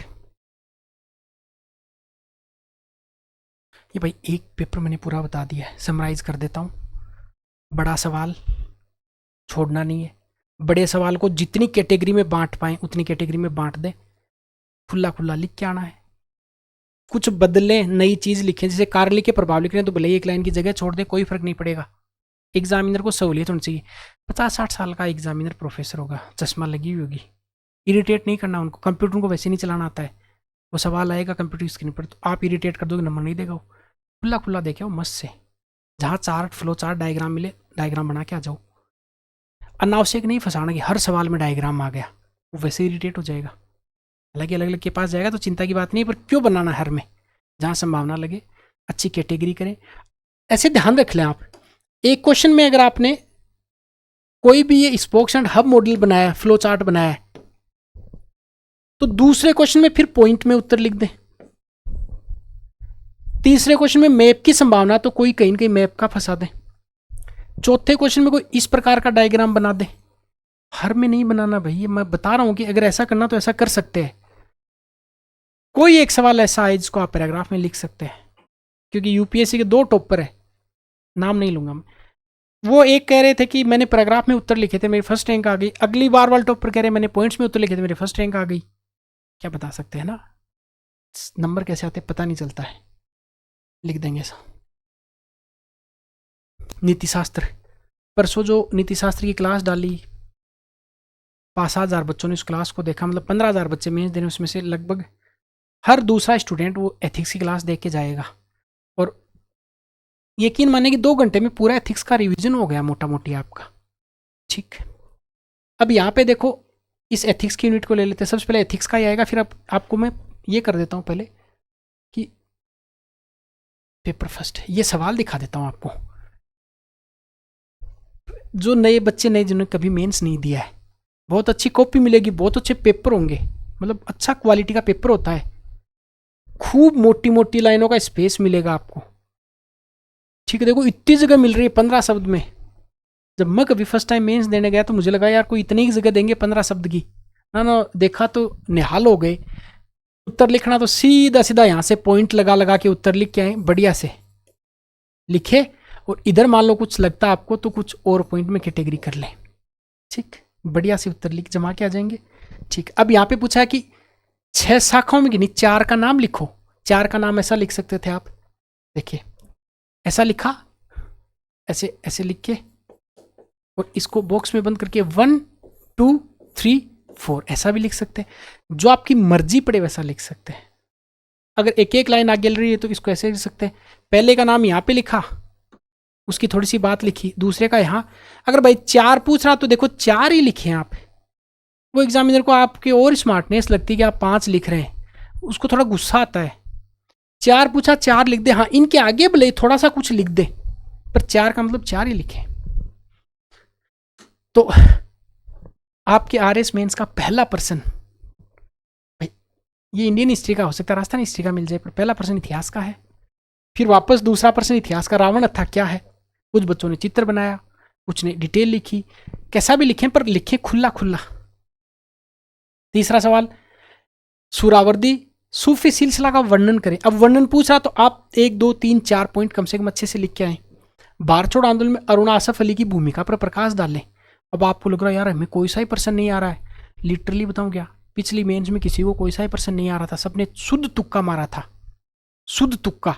मतलब अरुणा आसफ अली की भूमिका, सबको एक ही पता था कि उन्होंने बारछोड़ आंदोलन में भूमिगत रेडियो का पता नहीं उसका संचालन किया था, उस आधार पर घुमा घुमा के लिख दिया। फिर इनका, अब इस क्वेश्चन को कैसे मैनेज कर सकते हैं, ये तो आ ही नहीं रहा है। अरुणा आसफ अली के बारे में अपने कोई PhD तो करी नहीं की, अपने को सब पता होगा। ये पूछ रहा है कि बारछोड़ आंदोलन में भूमिका बताओ, तो भूमिका दिमाग लगाओ कि एक तो इन्होंने ये रेडियो वाला काम कर लिया था, महिलाओं को भी तो जागृत किया होगा इसने, तो ये भी इनका रोल था। एग्जाम में नंबर देगा नहीं वैसे, मैं आपको बता दूं ऐसे में, पर पॉइंट तो लिखे हुए मिलेंगे ना एग्जामिनर को, ठीक है। स्वतंत्रता आंदोलन में इनका योगदान था, सबने ऐसे शुद्ध तुक्का मार के आए थे। इतिहास ने पिछली बार बहुत टफ था, इसलिए आपको टफ लग रहा है। अब ये देखो, लियोनार्डो दा विंची ने द लास्ट सपर कहां पर चित्रित किया। अब यार कहां पर चित्रित किया, हमें क्या पता कहां पर चित्रित किया। तो किसी ने तो इटली लिखा, किसी ने रोम लिखा, किसी ने पता नहीं क्या लिखा, कुछ का कुछ दिया, फिर एग्जामिनर ने कुछ का कुछ नंबर दिया। चिंता की बात नहीं है। जब वापस आके डिस्कस किए जिनसे, जो मतलब असिस्टेंट प्रोफेसर थे या लेक्चरर थे, वो भी घबरा गए, बोले यार हमें भी नहीं पता। इसका मतलब मामला बराबर है, चिंता की बात नहीं है। ये 5 सवाल छोटे वाले आएंगे इतिहास में। तो क्या एक विश्व इतिहास का, एक भारत के इतिहास का आया है, एक राजस्थान का आया, एक कोई कल्चर का आ जाएगा, हो गया छुट्टी। एक एक सवाल आ रहे हैं, आप इतना घबरा रहे हैं। ये मान लो 10 नंबर का सवाल था और 4 नंबर भी आए तो ठीक है ना, SDM के नंबर तो आ गए, 400 ही तो लाने 800 में से, तो चिंता मत करना है, ऐसा बढ़िया पेपर आएगा। फिर आगे बढ़ेंगे तो बड़ा सवाल, मंदिर वास्तुकला में राज सिंह शैली की विशेषता। कोई बिरले स्टूडेंट होंगे 15,000 में से, कोई 2 5 10 20 बच्चे जिनको राज सिंह शैली की विशेषता पता थी। अब किसी ने तो ये तुक्का मारा कि ये नागरी स्टाइल शैली के मंदिर थे, किन्होंने कहा कि नहीं द्रविड़ स्टाइल के थे, द्रविड़ स्टाइल की सारी डिटेल लिख दी। ऐसे लिखते हैं परीक्षा में, सब सेम होते हैं, चिंता नहीं करनी है। रावण थप्पड़ आपको भी आ रहा है, मुझे भी आ रहा है, जिसने कम पढ़ा उसको भी आ रहा है, वो सब उसमें बराबर है, इसमें सब बराबर है वैसे। तो लिख के आए आप आराम से, ये अच्छी जगह मिली। अब ये कंवर सिंह की गतिविधियों पर प्रकाश डालो। यार ये किसको पता कंवर सिंह क्या गतिविधियां थी। भाई अपने तो सबसे बूढ़े शेर थे, वो 80 साल के थे, हाथ गट गया था, बताया ऐसा कुछ लिख के आए, एग्जामिनर दे दिया कुछ दिया। अब सिरोही के विलय पर लेख लिखे, सबको आ रहा है, दो चरणों में विलय, अच्छे से लिख दिया डिटेल। बेगू किसान आंदोलन का आलोचनात्मक परीक्षण करें, तो बेगू किसान आंदोलन की डिटेल नहीं पूछ रहा है, ये उसका आलोचनात्मक परीक्षण करें कि मतलब उसका पॉजिटिव पक्ष क्या था, नेगेटिव पक्ष क्या था, ये समझ में आ गया ना आपके। तो ये अपना इतिहास वाला सेगमेंट हो गया। फिर अमेरिकी स्वतंत्र संग्राम वैचारिक पृष्ठभूमि, अब अमेरिका स्वतंत्र संग्राम की वैचारिक पृष्ठभूमि पूछ रहा है। वैचारिक देखो ऊपर देखो, अमेरिकन इंडिपेंडेंस आइडियोलॉजिकल बैकग्राउंड्स क्या थे इसके, वो पूछ रहा है, लिख के आने थे आपको पॉइंट्स में, इस उत्तर को लिख के आना था। देखो साधारण साहित्य की महत्ता का प्रकाश डाले, कोई आसान सवाल नहीं है भाई ये। हो सकता है कुछ बच्चों का आ रहा हो, पर मोस्टली को नहीं भी आ रहा, तो घबरा थोड़ी जाएंगे इतिहास का देख के, क्यों घबराना है। इस बार हो सकता है बहुत आसान आसान पूछ ले आपको, और सही में पूछेगा, इस बार का पेपर आसान रहेगा, तो इसमें घबराने की जरूरत ही नहीं है। अब ये थियोसॉफिकल सोसाइटी की विचारधारा, कुछ बच्चे ऐसे इनको लग रहा कि यार तनाव में आगे साला कुछ आ ही नहीं रहा, किसी को नहीं आ रहा था, बहुत ईमानदारी से बताऊं, मैंने UPSC के लिए उसको लंबे टाइम तक पढ़ा, पर मुझे भी ध्यान में नहीं आ रहा था, सही बताऊं तो, इसलिए इसमें घबराने की जरूरत नहीं, किसी को नहीं आ रहा है। इतिहास में 65 में से 12 13 15 18 ही नंबर थे, उतने आपके भी आएंगे मुझे पता है भाई, 10 तो हर किसी के आएंगे, तो कोई 6-7 नंबर ज्यादा ले आए जिसकी तैयारी थी उसे कोई फर्क नहीं पड़ रहा इधर। विश्व युद्धों के दौरान भारत में देशी उद्योगों पर विकास, ये आपको बना के उत्तर लिख के आना था, ये किसी किताब में नहीं लिखा, ये सारे उत्तर बनाने वाले ही थे कि कुछ तो लिख के आएंगे, बाकी मैनेज कर लें, अरे 65 नंबर का है तो कटा, बाकी तो 130 नंबर का पेपर बचा हुआ है, उसमें से 50 55 नंबर 60 नंबर ले आए, इसमें 20 नंबर भी आ गए तो 80 नंबर फर्स्ट पेपर में बहुत थे इस बार। तो हार्ड आएगा वो किसी को नहीं आएगा। ये देखो औद्योगिक क्रांति के बारे में सवाल है, खूब अच्छा स्पेस मिलता है। अब ये इकोनॉमिक्स वाला सेगमेंट आ गया। कुल मिला के पेपर दिखाने का मेरा मतलब क्या था बताओ, कि देखो पेपर ऐसा आएगा, उत्तर लिखेंगे वो बना के लिख के आने हैं, जिनके उत्तर नहीं आ रहे हैं वहाँ पे आपको कला का प्रदर्शन करना है आपकी का, क्या ऐसा है तो मुझे ऐसा लिख के आना है। अंतर पूछे तो अंतर के आधार और अंतर लिख के आने, अंतर पूछे तो डायग्राम के साथ में अंतर लिख के आने। बात समझ में आ गई ना? ठीक। लाइन के बाहर लिख तो सकते हैं, भर के लिख के आना। मैं वापस यही कहता हूँ, मुझे इसका नुकसान हुआ था, पर मैं आपको कह रहा हूँ कि लिख के आना, भर के खूब लिख के आना, गोच पोच नहीं करना है, पर जितनी फैक्चुअल डिटेल है लिख देना, देखा जाएगा फिर जो होगा। कम लिखने में लॉस ही लॉस होगा मुझे लगता है। अब चलते हैं अपन सिलेबस की तरफ। तो पेपर 1 पूरा हो गया, पेपर नंबर 2 पर बात कर लेते हैं। समझ में आ गई ना बात? थोड़ा तो कॉन्फिडेंस आया ही होगा यार आपको देख के कि हाँ कुछ तो फायदा हो जाएगा। अब पेपर नंबर 2, पेपर नंबर 2 में पहला सेगमेंट एथिक्स का है, दूसरा साइंस एंड टेक्नोलॉजी का है, और तीसरा ज्योग्राफी का है। एथिक्स में टोटल यूनिट है 1 2 3 9 में 8 तो थ्योरी की हैं और अंतिम केस स्टडी के। अभी तक केस स्टडी नहीं पूछी गई, पर पूछे ये पूछ लिया एक केस स्टडी देखे तो उसका उत्तर कैसे लिख के आना मैं 1 मिनट बता देता हूँ। आपने संकल्प की स्वतंत्रता पढ़ी होगी, उसके जो तीनों आधार हैं उसको मान के अपनी केस स्टडी सोल्व कर देना। ठीक। महापुरुषों समाज सुधारकों प्रशासकों के जीवन से प्राप्त शिक्षा पहली यूनिट है। तो आप किसी भी प्रशासक से, किसी भी महापुरुष से और किसी भी सुधारक से क्या शिक्षा ले लेंगे भाई? उनसे जीवन से आप कुछ नैतिक शिक्षा लेंगे, अनुशासन की शिक्षा लेंगे, नेतृत्व की शिक्षा लेंगे, ठीक है, दृढ़ निश्चय इसकी आप शिक्षा ले लेंगे। कुल मिला के अलग अलग महापुरुष को नहीं पढ़ना आपको, इन महापुरुषों से कॉमन कोई शिक्षा है, 5 शिक्षाएं वो लिख के आनी है। अब परिवार से क्या सीखा, समाज से और शैक्षणिक संस्थाओं मानवीय मूल्यों को विकसित करने की भूमिका क्या क्या है, तो केवल पॉजिटिव नहीं लिख के आना है, नेगेटिव भूमिका क्या और पॉजिटिव भूमिका क्या ऐसे लिख के आना है। अब अगला है नैतिक संप्रदाय, रित ऋण कर्तव्य शुभ और सद्गुण, 5 चीजें हैं। रित क्या है, ऋण क्या, शुभ क्या, सद्गुण, ये आपको इनकी परिभाषाएं अच्छे से आ रही है, मैं उस पर ज्यादा जोर दे ही नहीं रहा हूं, बस इसका प्रशासन में उपयोग जरूर लिख के आएंगे, उत्तर लिखेंगे तब।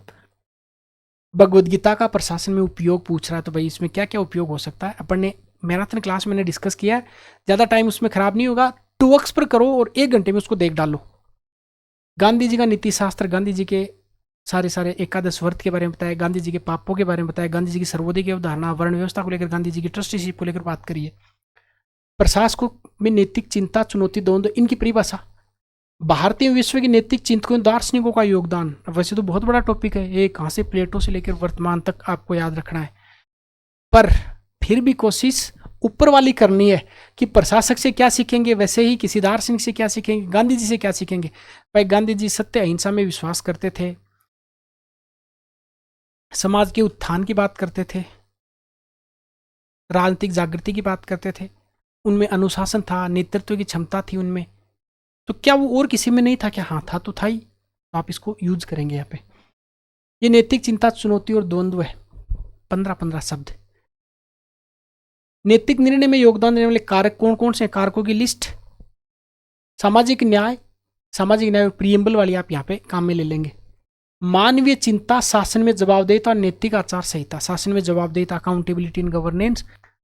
और नैतिक आचार संहिता क्या है? नैतिक आचार संहिता का एक लंबा चौड़ा लिस्ट है 1964 से लेकर, कि एक निजी जीवन में कैसे नैतिक रहेगा, सार्वजनिक जीवन में कैसे नैतिक रहेगा, कार्यालय में किस प्रकार से व्यवहार करेगा, और वित्तीय मामलों में कैसे व्यवहार करेगा। चारों कैटेगरी लिख के आनी है आपको अलग अलग से। अब अगर आप इस क्लास को देख के घबरा रहे हैं तो फिर मेरा उद्देश्य पूरा नहीं होगा, क्योंकि मैं चाह रहा था कि आपको थोड़ा सा वजन हल्का हो कि हाँ आ रही तो है चीज़ें, लिख देंगे। घबराएं तो फिर गलत बात है। विज्ञान और प्रौद्योगिकी बहुत लंबा मामला है, ये तो आपको घबरा देगा। आर्ट्स वाले बच्चे सोचेंगे हमें नहीं आ रहा, आपको ये साइंस वाला सेगमेंट है उसमें नीचे से देखते हैं, ऊपर वाला तो घबरा जाएंगे। देखो यहाँ पे रक्षा, मिसाइल कार्यक्रम, रासायनिक और जैविक हथियार, तो यहाँ पे आप मिसाइलों के बारे में देखेंगे, मिसाइल कार्यक्रम के बारे में कि कौन कौन सी मिसाइल है। भाई आपको पूछ सकता है कि भाई बैलिस्टिक और क्रूज मिसाइल में अंतर बताओ, पढ़ रखा होगा आपने मिसाइल कार्यक्रम के बारे में, जो आईजीडीएमडी प्रोग्राम शुरू हुआ था जिसमें 5 मिसाइलों का डेवलपमेंट किया था पटना वाली का। रासायनिक और जैविक हथियारों की परिभाषा 15-15 शब्द में, इसके दो उदाहरण। अंतरिक्ष प्रौद्योगिकी, अंतरिक्ष कार्यक्रम, उपग्रह उनकी कक्षा। उपग्रह कक्षा पर सवाल पूछ सकता है, लियो क्या है, मियो क्या है और हियो क्या है। ये जो टॉपिक है विज्ञान प्रौद्योगिकी में भारतीय वैज्ञानिकों का योगदान, ये हर बार आता है। तो वैज्ञानिकों का योगदान भाई आपने पढ़ा तो पढ़ा, नहीं पढ़ा तो अब इसको लास्ट टाइम में अगर देखना चाहें तो 4-5 जो मुख्य मुख्य जो वैज्ञानिक हैं उनके कोई एक एक दो डेवलपमेंट, ताकि आप लिख के आ जाएं, क्योंकि बड़ा सवाल नहीं आएगा एक विचारक पर, एक वैज्ञानिक पर, कि आपको कल्पना चावला पर मान लो या अब्दुल कलाम साहब पर आपको पूरे 100 शब्दों में लिखवाए ना, 15 शब्द तैयार कर लो बस। रोबोटिक्स क्या, मशीन लर्निंग क्या, ऑगमेंटेड रियलिटी क्या, नैनो प्रौद्योगिकी, आरएफआईडी क्या है, इनके लाभ, इनकी हानि और परिभाषा, 15-15 शब्द। लाभ हानि, लाभ हानि, लाभ हानि या फिर चुनौतियां। गवर्नमेंट की पॉलिसीज पर आप देख सकते हैं भाई, विज्ञान और प्रौद्योगिकी डेवलपमेंट को लेकर अपने इकोनॉमिक सर्वे में कुछ लिखा हुआ है इसको लेकर। नेटवर्किंग के प्रकार देखो, ये एनालॉग और डिजिटल दूरसंचार, इनमें डिफरेंस आपको पूछ सकता है। आवर्ती स्पेक्ट्रम अब पूछा था, जैसे ये 1G 2G 3G 4G, तो क्या पता पिछली बार पूछा तो इस बार आपको सहूलियत हो जाए, नहीं पूछे। सूचना और संचार प्रौद्योगिकी नवीन डेवलपमेंट क्या, आर्टिफिशियल इंटेलिजेंस एआई क्या है, चुनौतियां क्या है, इसके उपयोग क्या होंगे। बिग डेटा परिभाषा 15 शब्द में। क्लाउड कंप्यूटिंग 15 शब्द में परिभाषा। फिर इनकी उपयोग और चुनौतियां लिखे तो सबकी सेम ही है लगभग। आईओटी इंटरनेट ऑफ थिंग्स के बारे में। क्रिप्टो करेंसी क्या है, लाभ क्या है, नुकसान क्या है, चुनौतियां क्या है। बहुत अच्छा टॉपिक है क्रिप्टो, तो फेवरेट है मेरा। ओटीटी प्लेटफॉर्म क्या है, सोशल मीडिया उनके प्रभाव क्या है, ओटीटी के फायदे क्या, नुकसान क्या है। वो सवाल तो बहुत आसान पूछेगा। बायोलॉजी पर जाते हैं। बायोलॉजी पर देखो पहले लिखा हुआ है कोशिका, सेल। अब सेल में बहुत ज़्यादा नहीं घुस जाना आपको, ठीक है। यूकेरियोटिक सेल्स क्या है, प्रोकैरियोटिक सेल्स क्या है, इसमें डिफरेंस आपको ध्यान होना चाहिए। और अगर सेल की स्ट्रक्चर को थोड़ा सा देखें तो उस पर 15-15 शब्द आप थोड़ा थोड़ा ध्यान रख लेंगे। सेल डिवीजन के चरण क्या पता पूछ ले इस बार, तो थोड़ा चरण देख के जाएंगे। अब ये जो सिस्टम दिए हुए उत्सर्जन, श्वसन, परिसंचरण, पाचन, कंट्रोल, कोऑर्डिनेशन, ये थोड़ा देख लेंगे। रक्त की संरचना और कार्य भी लिखा हुआ, रक्त का कार्य क्या क्या, हार्मोन्स, तो ये आपने प्री में पढ़े होंगे। आनुवांशिक और जीवन शैली से, ये अब बाकी डिजीज वाला टॉपिक है। निदान और नियंत्रण, प्रतिरक्षा, टीकाकरण, ड्रग्स, एल्कोहल की दुरुपयोग क्या है, आप बिना पढ़े भी लिख के आ सकते हैं। पादप के भाग और उनके कार्य, पत्तियों के क्या कार्य, तने के क्या कार्य हैं, जड़ के क्या कार्य हैं। पादपों में पोषण, न्यूट्रिशन कैसे मिलता है। पादपवर्धी नियंत्रक, इस बार सवाल आएगा, जो पाचोवर्धी नियंत्रक है पादप हार्मोन, यहाँ से। पादपों में लैंगिक और अलैंगिक प्रजनन, सवाल आने की कोई ज़्यादा बात नहीं है। राजस्थान के संदर्भ में औषधीय पादप पिछली बार भी आया था, क्या पता इस बार पूछ ले। जैविक खेती के लाभ क्या है, चुनौतियां कौन कौन सी, सवाल आएगा। तो जैविक खेती पढ़ के जाएंगे, पादपवर्धी नियंत्रक पढ़ के जाएंगे। अभी ये एंडेमिक, पेंडेमिक और एपिडेमिक, इन तीनों की 15-15 शब्द में परिभाषा बस, चाहे गूगल करके देख लो। पाचन पढ़ के जाएंगे, पाचन तंत्र पर सवाल आएगा, तो मैं लिख ही दूं इधर। इधर अभी जो पढ़ना है पाचन पढ़ के जाना है। पाचन के बाद में ये एंडेमिक, एपिडेमिक और पेंडेमिक, इनके बारे में पढ़ के जाएंगे। जैविक खेती पर पढ़ के जाएंगे। उपग्रह की कक्षा पढ़ के जाएंगे। पादप के हार्मोन पढ़ के जाएंगे बस, और क्रिप्टो करेंसी पढ़ के जाएंगे, क्योंकि क्रिप्टो करेंसी खूब चर्चा में है। अगर एग्जाम में थोड़ा अपडेट है तो डोनाल्ड ट्रंप चिल्ला चिल्ला के कह रहे हैं कि मैं अगर आया तो क्रिप्टो को आसमान पर पहुंचा दूंगा, तो सवाल आ सकता है।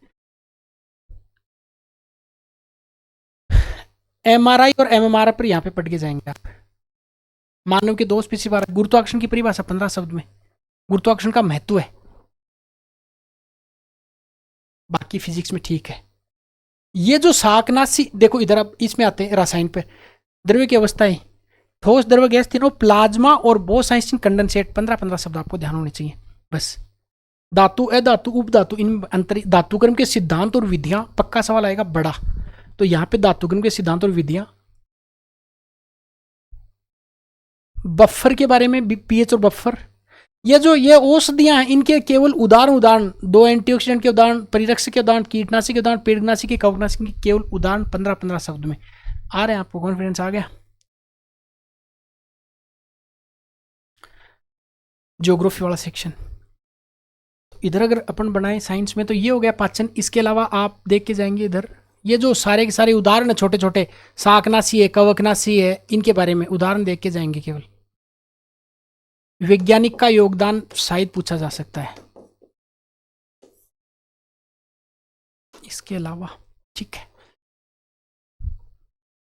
विश्व का भूगोल, विश्व भूगोल में क्या देख के जाएंगे?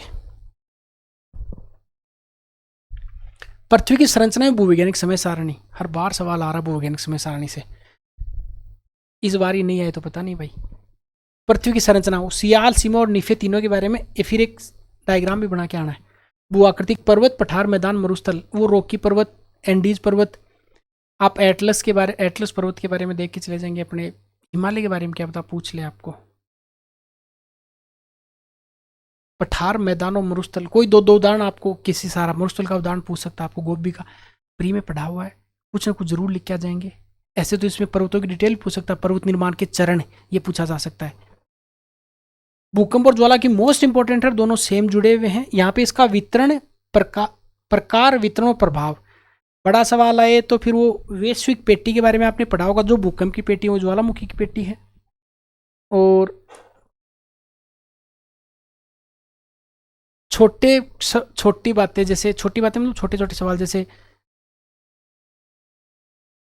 अधिकेंद्र क्या होता है, सेस्मिक वेव्स क्या होती है, भूकंपीय तरंगे, एल तरंगे, पी तरंगे, इनके बारे में थोड़ा थोड़ा आ रहा आपको।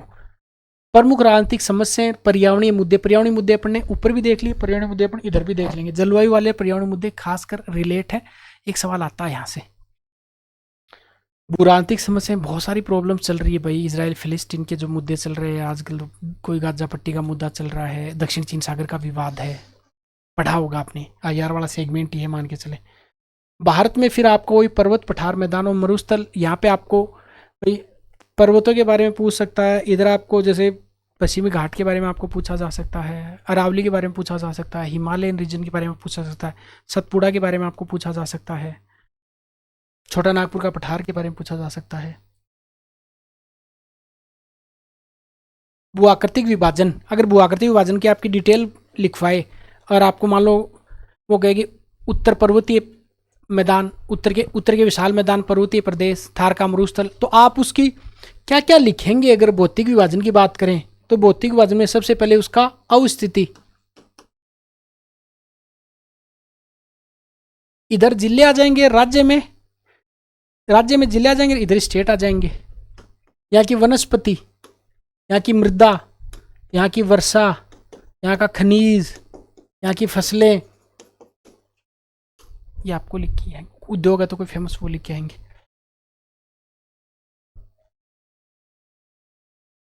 इधर भारत की प्रमुख नदियां, अब नदी पर सवाल आए तो फिर वो तीनों नदियों का क्रम, अरब सागरीय, हिमालय और अंतः जो प्रवाही नदियां हैं, इन पर आपसे सवाल आए तो पर्टिकुलर किसी नदी पर सवाल पूछे तो 15 शब्द में पूछ सकता है ज्यादा से ज्यादा।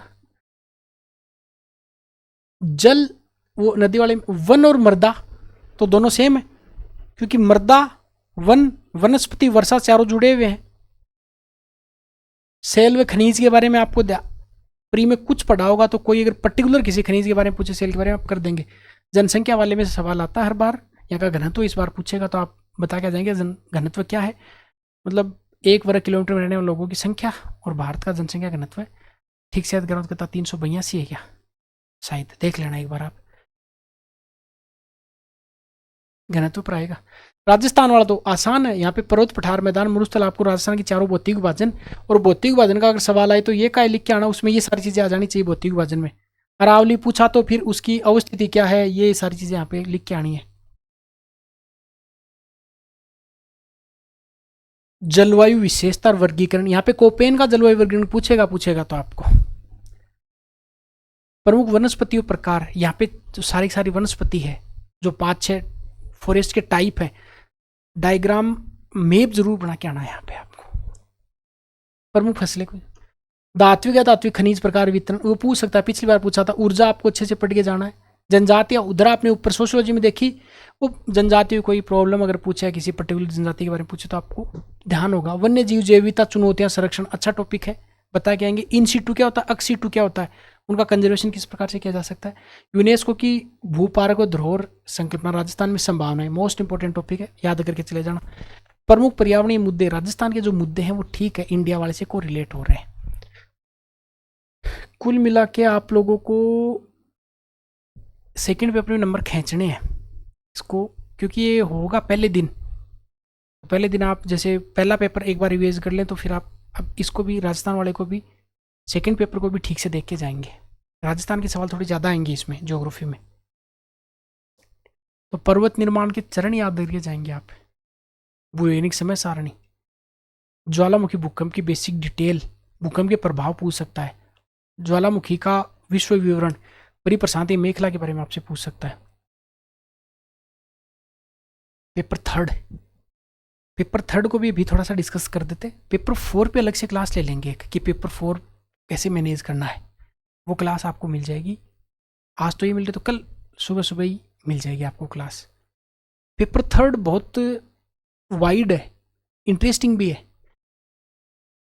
इसके सिलेबस के बिना मैं बताऊंगा कि इसमें क्या करके जाना है पेपर थर्ड में, क्योंकि सिलेबस में तो फिर थोड़ा उलझाट जाता है। भाई आपका जो सेगमेंट है वो 2 सेगमेंट है इसमें पॉलिटी वाले में। पहले पॉलिटी वाला सेगमेंट लेते हैं। पॉलिटी में 2 सेगमेंट है, एक पॉलिटी का और दूसरा आईआर का। और इसमें राजस्थान की पॉलिटी वाला सेगमेंट नहीं है, वो पब्लिक एड में है। यहाँ तो केवल इंडियन पॉलिटी वाला सेगमेंट है। तो प्रस्तावना के बारे में शब्दावली पूछ सकता है, न्याय के बारे में, स्वतंत्रता के बारे में, समानता के बारे में, बंधुत्व के बारे में। मूल अधिकार पूछेगा तो फिर मूल अधिकारों की विशेषता और मूल अधिकार नीति तत्वों में अंतर पूछ सकता है आपसे, जो आपको आ रहा है। अनुच्छेद 21 और 19 के बारे में पूछे तो पूछ सकता है। एक रिट जो जारी की जाती है उनके बारे में पूछ सकता है, अनुच्छेद 32। नीति निर्देशक तत्वों में आर्टिकल 44 थोड़ा देख के चले जाएंगे। एक समान नागरिक संहिता, मूल कर्तव्य पर सवाल आया नहीं शायद आने की कोई संभावना है। राष्ट्रपति की बेसिक शब्दावली आपको पता है, उनके निर्वाचन पर या उसके महाभियोग पर तीसरा सवाल नहीं बन सकता, या शक्तियों के बारे पर, उसकी विधायी शक्ति या फिर वित्तीय शक्ति, आपातकाल की शक्ति, जो शायद आपको आ रहा है। संसदीय शासन व्यवस्था की विशेषता लिखो, सवाल आ सकता है। सुप्रीम कोर्ट के बारे में, न्यायिक व्यवस्था, न्यायिक सक्रियता, न्यायिक अति सक्रियता पर सवाल आ सकता है। चुनाव सुधार के बारे में सवाल पक्का आएगा। तो चुनाव, न्याय, राष्ट्रपति,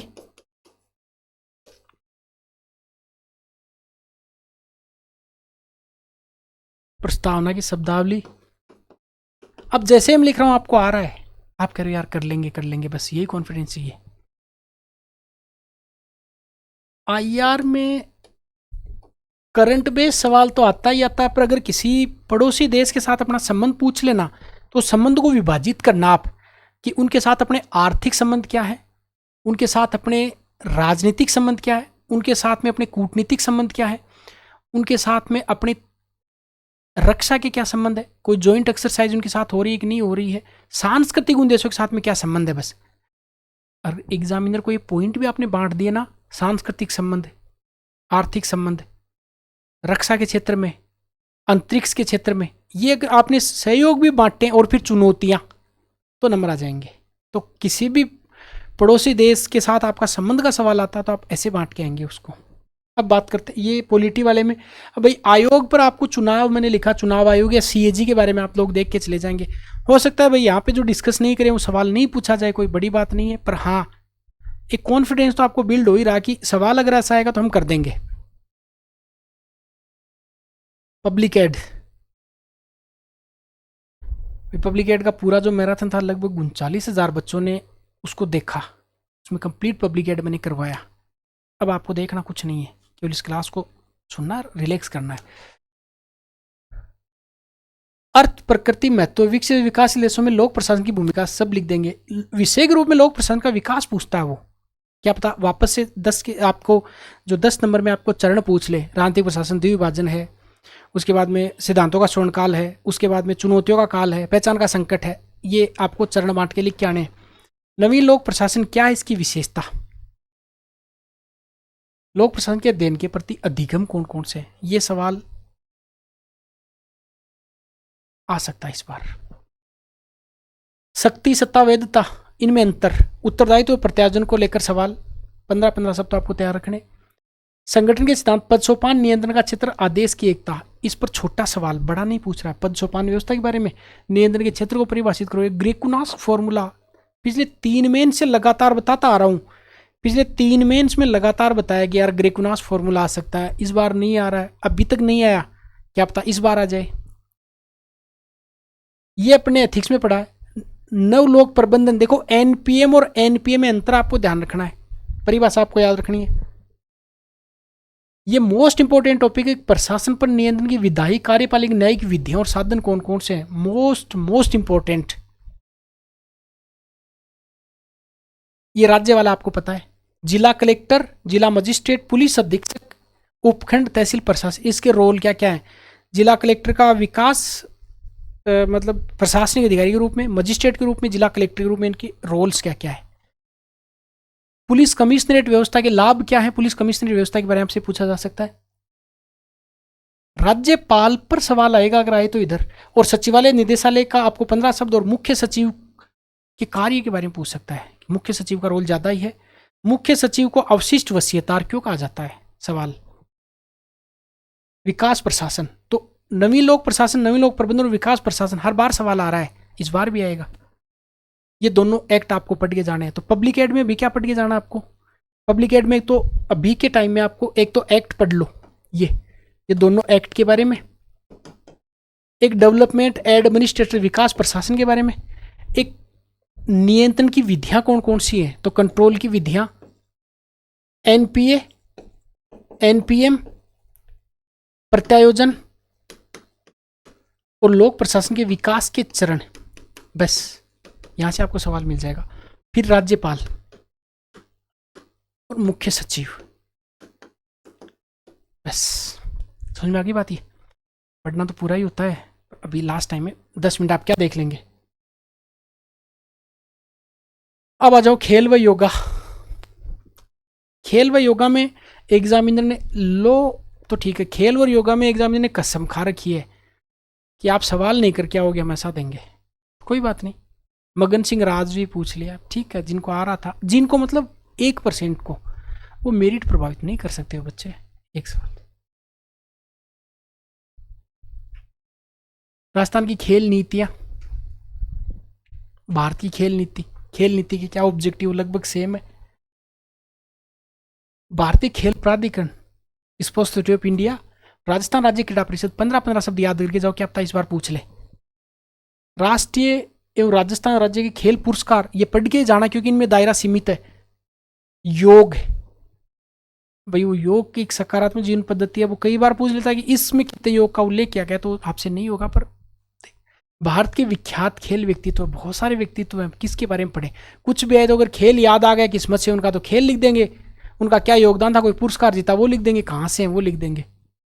प्राथमिक उपचार और पुनर्वास, वो ग्रीन स्टिक फ्रैक्चर पूछ लिया एक बार, अब नहीं आती कुछ चीज़ें, ऐसा कोई जरूरी थोड़ी है। तो ये 20 नंबर में से 8-10 नंबर का टारगेट लेके चलो, 8 नंबर आ जाएंगे तो अच्छी पोजीशन में चले जाएंगे।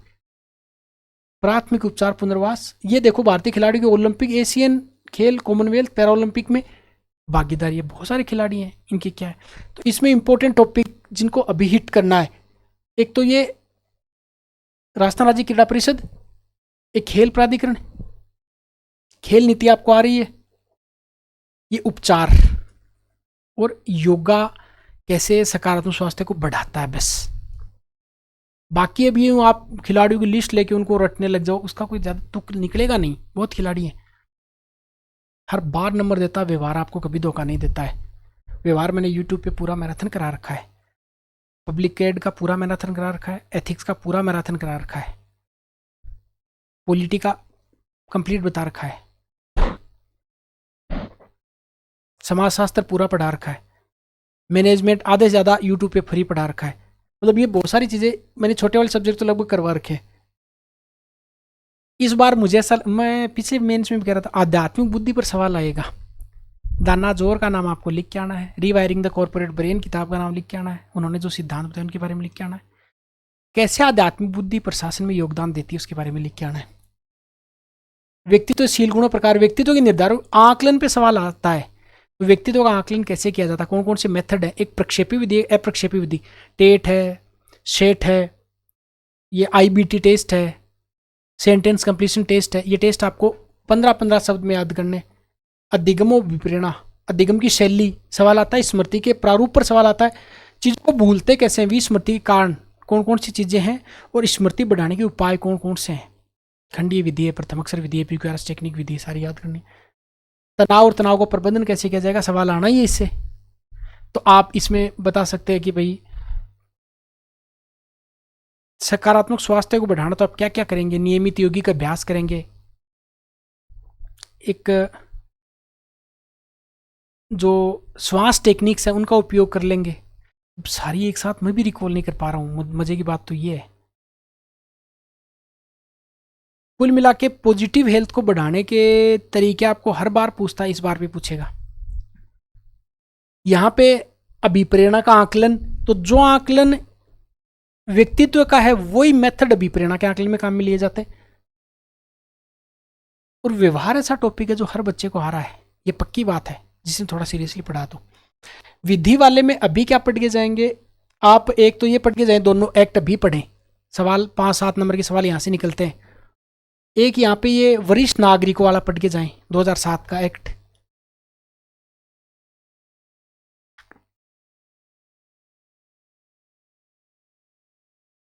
स्वामित्व और कब्जा में अंतर,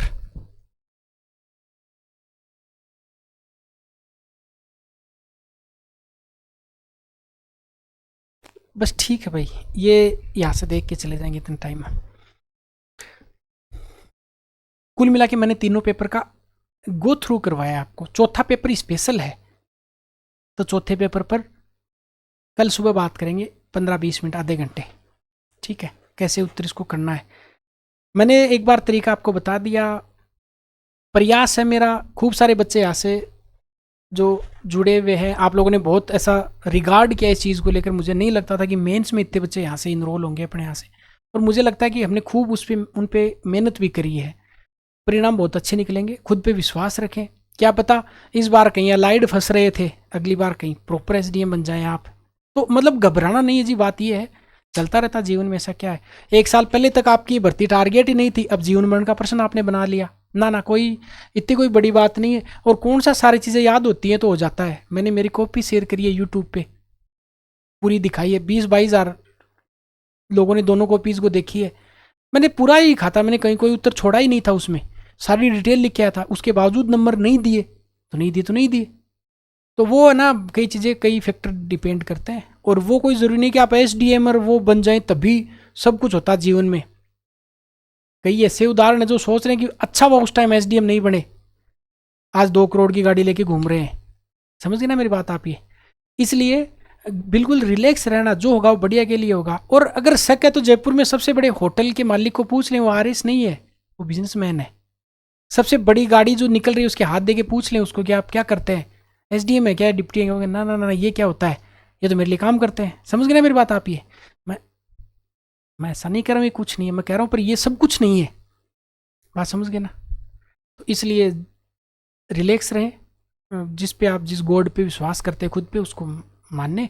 और कोई जीवन मरण का प्रश्न है नहीं है, एक बढ़ती जाती है दूसरी तैयार पड़ी रहती है। तो ऐसा नहीं कि अब तो घबराए जाएंगे, मर ही जाएंगे नहीं होगा तो, और यार ऐसा कुछ नहीं है। सब सम्मान फील्ड पे खूब अपनी ताकत लगा के लिख के अच्छे से आएँ। और ये बोझ है ना, ये उस टाइम तक है जब तक पेपर हाथ में नहीं आए, फिर सब गायब हो जाएगा, छू मंत्र हो जाएगा ये। चलिए, बहुत बहुत शुभकामनाएं आपको मेरी, और बात करते हैं पेपर लगने के बाद में और।